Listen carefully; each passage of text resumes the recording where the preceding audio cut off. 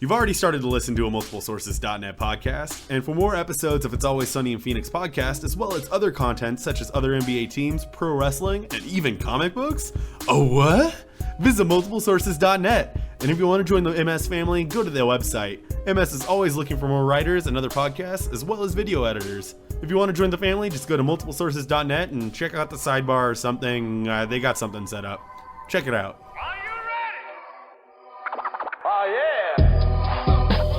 Hello, everyone, and welcome to It's Always Sunny in Phoenix, a weekly podcast where we keep you up to date on everything Phoenix Suns basketball. Unlike the last few weeks, we have a full house here today. I'm your host, Charlie, and I have David, Mitch, and our new writer, Ben, here with me today. So, you dudes all say hello, and Ben, why don't you introduce yourself to the listeners? G'day, I'm Ben. I'm from Australia. I'm 19 years old. A new writer at Multiple Sources, and happy to be here. Right on, thanks, Ben. And before we get started, next week we'll have Chris Axman on from the Almighty Baller podcast, so be sure to check back for that. Hit us up on social media. Our Twitter handle is @SunnyandPHXPod. And I'm talking, if you just tweet us hello, we will probably respond and then ask you how your day's going, and we might become great friends. So I can pretty much guarantee that. Yeah, that's just a minimum. Like, we're available to talk to. Yes. Maybe a little lonely. Speak for yourself. Says the man going on a date tonight. Hey, yo. Ooh. Oh, yeah. We'll talk about that later, maybe. No, we won't. No, we won't. After he leaves. And then check us out on Facebook under the name Phoenix Suns Multiple Sources. And, of course, our webpage at multiplesources.net/Phoenix Suns. And this week, since we have our resident Australian basketball expert with us, we'll be talking a little more about the Olympics, especially the Australian and U.S. teams, who start the preliminary round next Sunday. But before we get into that, we'll start and talk about Stat, Amar'e Stoudemire. He announced his retirement from the league last Sunday, so we'll talk about Amar'e and all of his accomplishments here in Phoenix. About Amar'e, I started watching basketball very closely a year or two before Amar'e got on the Suns. So when I reached my full fandom, Amar'e and Steve were my jam. Like, I remember my friends back then were all talking about, man, it must be fun to watch them as much as you do and all that. And that duo, maybe the best ever in Phoenix. We'll get into that. But let's hear what you guys think about Amar'e and his career here, especially in Phoenix. Yeah, I've told you guys before, and I think I've talked on the podcast before, I was a Lakers fan when I started watching basketball, and as shameful as that is, Steve Nash got me into the Suns, but Matrix and Amar'e kind of had me stick around. And standing tall and talented, I loved him on the Suns. I loved every minute of watching him play, every highlight.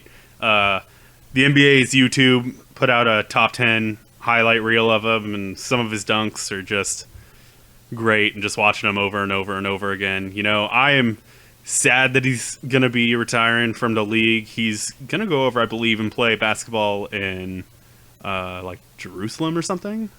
Huh. I think is where he's going to finish off his career. I know he found that out. Or he talked about that back in 2010 in an interview. He talked about wanting to do something because of his heritage there. We'll talk a little bit more about some of the other stuff that came up to his retirement, but I love Amar'e, and as much as I wish he would have retired a Sun, I am so happy that he had such a good career. Yeah, I would echo all of those sentiments as well. Amar'e is one of my favorite players ever. He and Steve Nash and Sean Marion and all those guys are why I'm a Suns fan. I didn't really follow a specific team growing up, and then once that team, the fast-paced, high-flying combination of Marion, Stoudemire, and Nash were so successful in Phoenix, that's when I really started following basketball, and I really got into that team. And it's sad to see Amar'e retire, but at the same time, I'm so happy for him. I would sort of once again echo what you guys have said. Of course, in Australia, it's a bit different to over in the US. Like, we haven't really got that many avenues to watch a lot of NBA, especially around 10 years ago when they were in their prime. So I actually sort of fell in love with Nash and Amar'e and Sean playing NBA Live. And when I saw that team, I was just like, this is the best. I have to get all around these guys. But yeah, and then just doing deep dives from there, just watching so many old games, all the highlights. Like you were saying, the highlight video that the NBA just put up. I mean, his dunk on Anthony Tolliver just gets me to this day. It is, career ending. I'm surprised Tolliver is still in the league, let's be honest. He even showed his face here in Phoenix on the I roster know, for a year. How dare he? Probably pretty rough for the guy. So yeah, and then one other thing I think about is that dunk contest when he brought Steve out with the soccer flips, headbutt. That was pretty great. That whole All-Star break I remember being a great one for the Suns too. And let's go more importantly than the fun All-Star break and the alley-oops and just that vibe those two brought. But if you look at Amar'e's numbers as a Sun, he averaged 21.4 points per game, 8.9 boards, almost 1.5 blocks, and almost a steal. So a lot of people might not talk too highly about Amar'e's ability on defense, but the stats were there. His nickname was Stat, you know? They do line up. Yep. Yeah. So, and then if you look at his son's career, he's like, if you look at the leaders and all the statistics, like he's 10th in games played, 8th in minutes, 6th in field goals, 3rd in free throws and free throw attempts, 3rd overall in rebounding, 5th in blocks, 6th in points. So what I'm getting at is Amar'e Stoudemire deserves a spot in the Suns' Ring of Honor, correct? No doubt. For sure. No doubt. For sure. Yeah, Glad we all agree. Both him and Sean are, when you look at their careers in the purple and gold, I think it's without a doubt that they're both like Ring of Honor guys. I don't know. I think the only question with Amar'e is what number do you retire? Ooh. That's a good question. I think you got to go 32, right? Because 32 That's is what what I he was started thinking. with. He went over to 1 when Shaq got traded over. And, I mean, he had his best years wearing number 1. But he didn't. I don't think he played nearly as many years. I bet they would let him pick even. I reckon you go 32, and then when you put in Marion and Stoudemire, you put him in together as 31, 32. Ooh, I do like that. That will be a fun night to go to. I got to see Nash inducted this year, and if they're going to do like back-to-back nights of Marion and Stoudemire, you know I'm buying tickets for both nights. Even if they're not back-to-back, I'm buying tickets for both nights. Yeah, very true. So let's push this one step further. We all definitely agree he'll be a Ring of Honor member. Does he have the kind of numbers that would be a Hall of Fame career worthy? I think for his career he put up 18.9, almost 8 rebounds and a little over a block. Does that get him into the Hall? This is tough. There are so many guys that are in the Hall that may or may not have done less, I think. But, he did have that 1 year in New York as an MVP candidate. He was such an integral part of the 7 seconds or less. Both him and Marion are. But I think they might be examples of guys whose careers are just short of the Hall. Yeah, I would have to agree with that. Unfortunately, my son's bias automatically goes to say, yeah, of course. But then when you really think about it, I do think it is one of those just short situations. Yeah, he had so many years of just dominance. Like, you look in 2004-05, 26 points, 9 boards a game. Then 2006-2007, 25 and 9. Like, he had a couple of years where he was just up there as one of the most dominant big men in the game. But I just feel like he didn't have, because of nagging injuries, didn't quite have the longevity to get in the Hall. Right. Yeah, I was actually just about to say, if he would have been healthy for his whole career, I bet this conversation would be different. And in terms of longevity, he was one of those guys that was straight out of high school. So he was playing an NBA season as an 18 or 19-year-old, and all these years he's put in, that just puts a lot on your body, a lot of stress right from the get-go. So those injuries are kind of understandable when you look at that. Oh, yeah. Speaking of his rookie year, him and LeBron are the last two or only two to win Rookie of the Year coming straight out of high school. Wow. Well, watch out for Thon Maker coming in this year. Oh. Well. Straight out of his 9th year of high school. Yeah.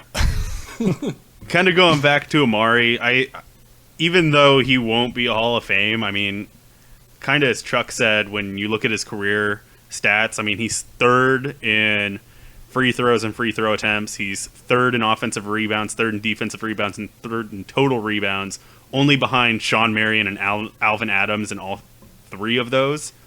I mean, you look at some of the other stuff, he's second in player efficiency rating behind Charles Barkley. He's second in win shares per 48 behind only Charles. So, he was a big part of those Suns teams, and there's without a question in my mind that he's Ring of Honor. Yeah, my take is, I think he's really just a step away from being a Hall of Fame guy, and maybe even just a championship away.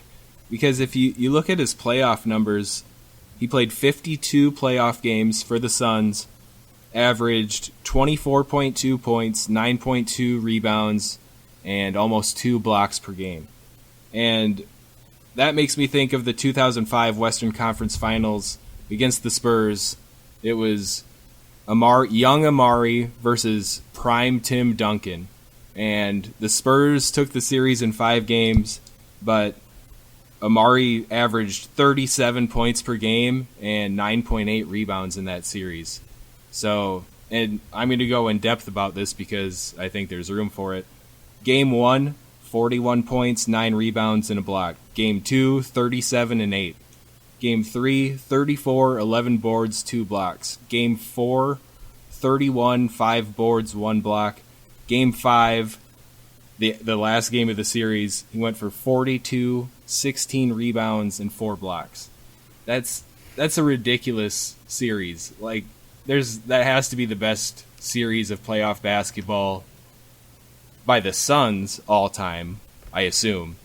I don't know how I can look that up. Basketball Reference, you can probably find it on Basketball Reference, but that's just insane. So if they factor in playoff numbers into that Hall of Fame vote and they see the damage he did, we got to give him a little love for that. But ultimately, I do think he falls a little short too. It's just that longevity. I think if he would have been able to have the numbers that he had over an extended period of time, this wouldn't be as much of a question. Even if he had more than sort of one really good year in New York, if he was able to put up those numbers in New York, I think he would have been fine getting through. But it's just, only one. He had that one dominant season in New York, and then it was just sort of career just tailed injury off. Yeah.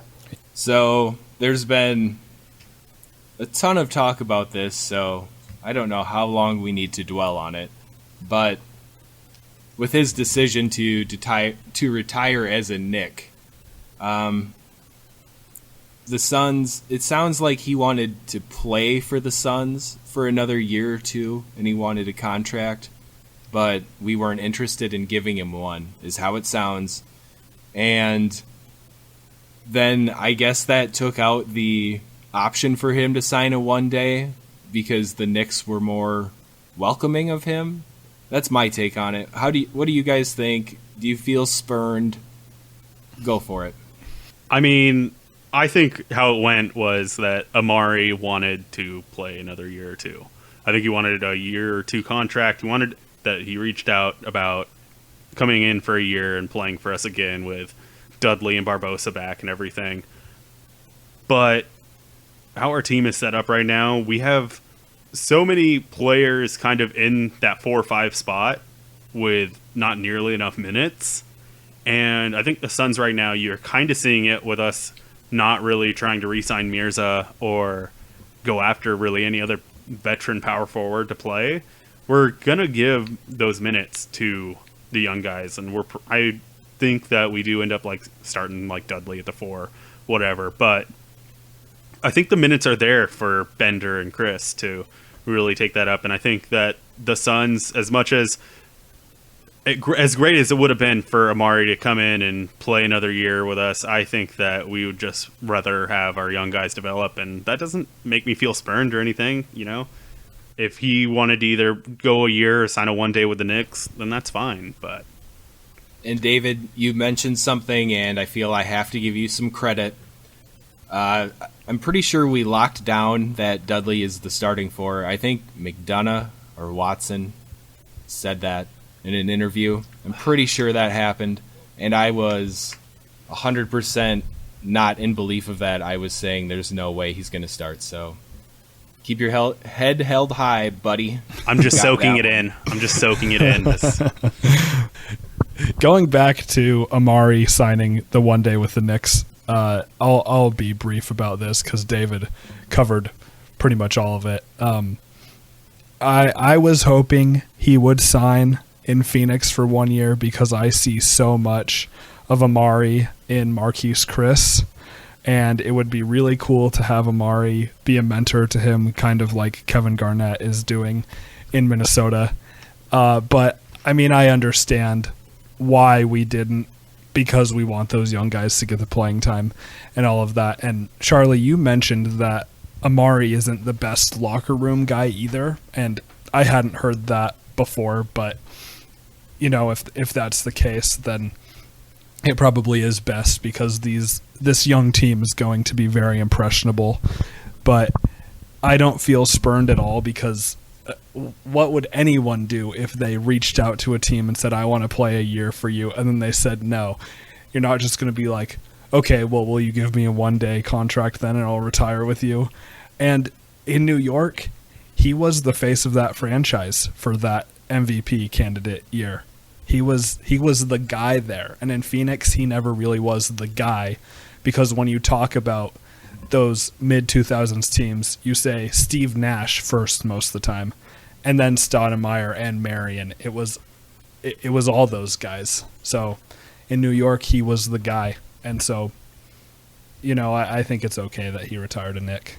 Yeah, I would just almost say the exact same thing. Like, I see so much potential for Marquise Chris to turn into that Stoudemire role, you know, just watching him in Summer League, you know, how he was just crashing the O boards, you know, running the floor, getting up for dunks. So I would have loved to see Stoudemire sort of come in and take Marquise under his wing, but yeah, you can't really feel spurned. So I'm happy he, you know, I wish he retired as a Sun, but you know, he got what he wanted to retire as a Knick, so that's fine with me. Totally agree. So, I think that does it for the Amar'e talk. Let's hop into some Olympic basketball. The opening games of the preliminary round start on August 6th, and both the American and Australian teams play that day.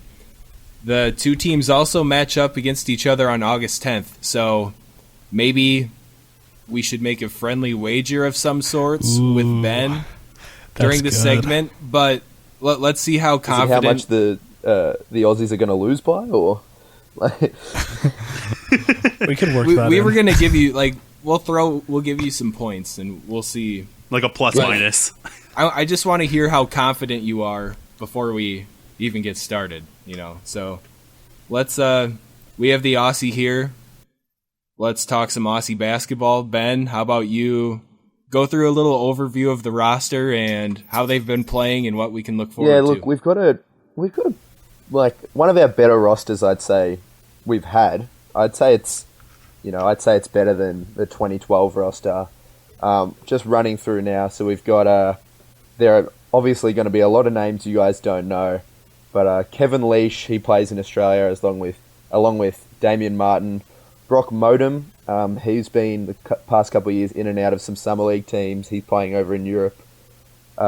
Obviously, Bogut, who's just gone to the Mavericks. Chris Goulding, who's, he's the J.R. Smith of the Australian Basketball League. Like, he's just non-stop threes the entire time. Then Paddy Mills, of course, he's one of the leaders. Cam Bairstow, who just got, he spent the last 3 years with the Bulls and then got cut by the Pistons. David Anderson, who's just, he's been in and out of the NBA. Baines of the Pistons, he's sort of the, him and Bogut have really been sort of the rock down low. And that's what we're going to try to run it through, I'd say. Try to just pound it inside against the US. I don't know how they'll go against DeMarcus and DeAndre, but they'll give it a right crack. And then, we've got Delhi, Joe Ingles. Joe Ingles has been absolutely lighting it up in international play so far. And then Adam Gibson and Ryan Brokoff. So we've got a lot of shooters, some good guards, an experienced team. But when it comes down to coming up against the US, we'll probably be in a bit of strife there. So, to my understanding, Australia has a full NBA starting lineup, right? Yeah, we do. So it would be Delhi and Paddy at the 1 and the 2. Then we could probably run with Joe Ingles at the 3, Aaron Baines at the 4, and Bogut at the 5. Nice. So that's a pretty nice starting 5 for international play. Yeah, they're good. They had the one game I went and saw them live. They played against the Pac-12 All-Stars, and Bogut didn't play. But of course, they're playing against college kids, and Aaron Baines, he just looked better than everyone on the court. He was just bigger, just so much physically bigger than everyone else. Paddy Mills just showed confidence above everyone. And, Delhi's still coming out with that sort of relentless defensive attitude. And Joe Ingles just, the game before, everyone sort of got on him for, maybe not putting in 100% of effort. But the game I saw, he was just running the team so well, just dishing out dimes everywhere. And I loved it because he started the game with a massive jam right on top of one of the young guys. It was fantastic. Nice. And another thing that I guess a lot of us Americans are thinking about, how is Bogut after that injury in the playoffs? Has he bounced back? Is he 100% for these Olympics? Look, a lot of the talk is that he should be back in time for the Olympics. He hasn't played in any of our international games so far. He's just sort of been resting. They've been playing another Australian who's been playing in Europe, Alec Marix. But yeah, I'm pretty sure Bogut should be back in time for the Olympics, and that'll be a huge in. He's really the heart and soul, the real rock of the Australian team. Cool. So I'm looking at Group A here for the prelim groups. And Group A, we have Australia, China, France, Serbia, and Venezuela, along with the U.S. So, out of those teams, where do you think Australia sits? It's a bit hard, I think Serbia's got a really, Serbia are always good. They've got a really good young team, lots of shooters. France, you can't really ever count out. So, as much as I want to say we'll be at the top, we're definitely not going to be above the US. But I think, depending, if we have a couple of real good games, we can really contest with the best of them. Australians, real chippy. So, I think we could probably finish in either the third or the second spot, but I don't see us dropping anywhere below fourth. Nice. Cool. Then how about big picture, both groups? What is your estimation for Australia's final place? Well, it all sort of depends on who finishes where and what group, and then what draw we get from there. But I think, I was actually the other day just looking at the betting odds, and to win the gold, I'm pretty sure we're 264-1. But I think we could come away with a medal. I think we've got more experience than we've ever had, and then even, all the names that I mentioned that you guys don't know, they're all pretty strong players. They've all got a lot of experience playing in Europe. So, I think they could do well. Cool. That's good stuff. And let's talk a little bit about the U.S. Things seem to be slowing down a little bit. We only scored 80 points against Venezuela, but we held them to 45. So that's pretty solid. And then looks like our final exhibition game should be the day this is released, I believe. We play Nigeria one last time before the real deal starts, and that's August 1st. And then first prelim game, like I said, August 6th against China. And we've handled China twice, so I'm not too worried about that first game. So, Mitch, watch out for Zhou Qi just dropping those triples. Yeah. Zhou Qi. Yep. Anyways, Mitch, what do you think? Are you nervous about facing up against anybody? Are we going to coast? What do you think? I think we're going to coast like we usually do. I'm not really too nervous. David had to leave, actually, for his special event, but he mentioned he wanted us to say something about DeMar DeRozan, and I can only assume that he's talking about the almost 360 dunk. Oh, man. That would have brought the house down. If he would have actually made that, it would have been one of the greatest dunks ever. It was so cool. That was insane. You could see him wind up for it, and right. You're like, "Oh, is he going to do this?" It was so close. Even when he missed, I was like, one of the most disrespectful things I've ever seen. Just like, he's. That's a very good way to put it. Just out there trying to end careers. Yeah, it was pretty amazing. All right, so I don't have a ton to say about this Team USA. I think we'll obviously win the gold, and I hope to see some good competition. I know basketball is a big thing around the globe. A lot of countries are getting a lot better. You see a bunch of foreign guys get drafted into the league now. So I enjoy watching the competition, and to that note, I almost want to put an age cap on our Olympic team. Something like 25 years and younger, you get to play for the Team USA. That's interesting. That does kind of miss guys in their primes when they. But I don't know. I don't want to take it easy on anybody, but that could guys. Be fun to see. It would be fun to see.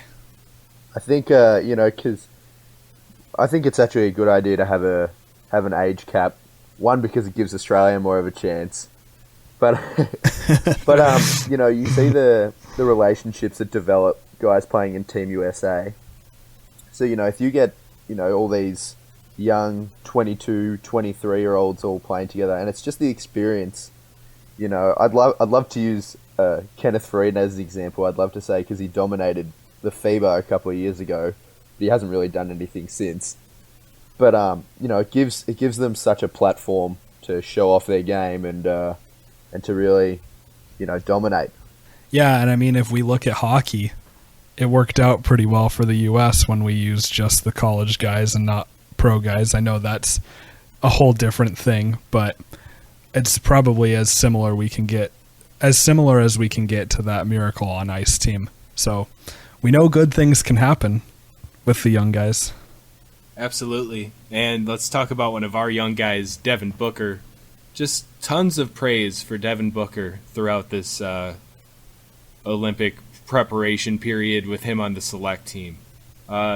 You see Klay Thompson saying nice things about him, Krzyzewski, just everybody around the organization has been saying how great he is, how great his character and attitude are.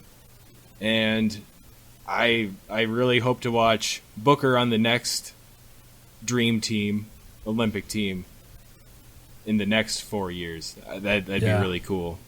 Yeah, no doubt. Yeah, it's fun watching him go up against those guys. We see small clips on Bleacher Report or just Sun social media in general. They're there watching as much as they can, and he's going up against the best of the best while he's preparing for this next season, and I'm hyped. He's just gonna get better and better, and with his attitude and his potential, definitely going to be one of the best shooting guards in the league someday. I noticed we hadn't been talking about Booker, so we had to toot that horn a little bit, right? I noticed today, it's not like I'm counting, but we're about 10 weeks away from November. Ooh. So it's a lot closer than it feels like sometimes. Yeah, in this lull with only baseball going on right now, I've been itching for the NBA season to start. I can definitely attest to that. Oh, we have to make some sort of wager here. Ben even brought up sports betting a little bit, so I think in our situation we have to decide upon a number of points to give Ben and Team Australia. So, man, where do we start? Ben, do you have any suggestions, or do me and Mitch just need to give you a handicap number right away? I'm trying to think, based on our other games, how we could possibly match up. I'll give you a 20 point margin, or is that just? I was thinking 20 actually too, so that's perfect. So the deal would be if Australia keeps it within 20 points. Oh, I was saying if Australia wins by 20, Ben we're would just win. we're gonna roll you. Oh, okay. Well, I'll take that bet any day. No, then. please don't take that bet. Yeah, but I How much are you willing to wager on this? Like, I'll take out a loan to match it. Yeah, I don't think I'm old enough. I don't put think up the I'm old house. enough, but I'd be willing to do a mortgage or something. Ooh. But for Australia to keep it within 20, how much would you guys be willing to put on it? Because you throw out a ballpark and I'll let you know. Well, I don't know if you guys have PayPal in Australia, so I don't know if we should go cash figures on this. Just send it in the mail. Yeah, But, and then international tariffs. Just send it in the mail. Send me that How green. about, I'll send you the pink and yellow. you know what, I came up with an idea. I hope we can agree to this somewhat. Whoever loses has to sing the opposing national anthem or some sort of national patriotic song of the winner's choosing. Not the whole thing, just a clip of it in the next podcast. Yeah, I'd be down for that. That's good. Yeah, and we don't have to go too wild on it, but just a nice little clip so we can all get a good idea. And you know what? You might get a heck of a rendition. The trio of me. I'll David, definitely expect them harmonizing. Oh, we would practice. David's the, what do you call the high alto. one? An alto. Soprano, second David. soprano. Whatever that is, that's what David's doing. We'll be a barbershop trio. Oh, I like it. Aren't you guys having a fourth guy on next week? You go the full quartet. We are. Oh, there we go. We don't need to mention that to him. We'll have to ask Chris if he wants to get in on that.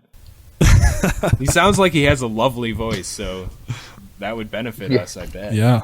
But I think Team USA is going to win by at least 30, so I'm really not worried about it. There's the respect. Put some respect on Australia's name. Come on. Well, we did beat China by nearly 50, or maybe more than 50, so that's somewhat respectful. To be fair, we did just get absolutely destroyed by Brazil and Lithuania. Oh. I don't know. I think we can keep it competitive. I hope so. I really do. Mitch, you have any last remarks about these Olympics coming up, or? I just want to make a note on the starting lineup from the game last Tuesday. The lineup was Kyrie, Klay Thompson, Draymond Green, Kevin Durant, and DeMarcus Cousins. It was a little different than what we were thinking it would be, but it seemed to work, and Krzyzewski can kind of mess with it however he wants until the actual games start, not just the preliminary or exhibition or whatever it is. Oh, sorry to change the topic a little bit here, but did you guys see the video of Team USA on the airplane? I haven't seen it yet, no. So they're jamming out. I can't think of the song.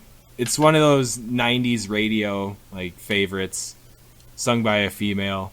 Oh, it's 1,000 Miles. 1,000 Miles, thank you. So Jimmy Butler is front and center on this. I think Kyrie's there. Couple other guys, and they're just jamming this hard on the plane, and all of a sudden the camera pans across the aisle, and old man Carmelo is just like curled up, just looking mad at the world that he has to be listening to it. Oh, I mean, Carmelo was like, "Why didn't I sit this one out with LeBron and Chris?" Wow, that's good stuff. That's hilarious. Just Google Team USA airplane video, something like that. You'll see it. It's like you should probably pause it right now and go watch it because it's really funny. So with that, that's good. Anything else Olympic wise? No, not really. I don't think so. No. Hey listeners, this is David, and I didn't actually tell any of the other guys that I'm doing this because it is Monday night. I'm finishing editing this podcast. I just got done with the Olympic talk, and there are two things. One, how dare you guys not talk about DeAndre Jordan? He is one of those guys that I think is going to benefit a ton from Team USA. He is playing fantastic against some of these other bigs that just aren't nearly as strong and athletic as him. So just shout outs to DeAndre Jordan. He is, especially against China, the game that I saw, which was the first one, I guess it was, or whatever, second one. I might have watched both. Anyways, DeAndre just looks great. So I want to point that out. I also want to point out what Coach K has been doing, which was, I saw it in the China game. He was playing with no traditional point guard and just had DeRozan and Paul George out as his two guards. I really like that. I just want to let you guys know that. I like that lineup. Paul George is one of my favorite players in the league right now. So shout outs to that. That's great. And then finally, I do want to point out that if you heard a color commentator talk about how Lithuania bigs might be a problem for Team USA, I just want to point out that me and Mitch actually talked about that in the pod that we did together, and I cut it out because I didn't think that there was nearly enough to talk about, and then they said it on TV. So just want to point out that I'm right about everything, or nothing, whatever. Either way, enjoy the rest of the pod.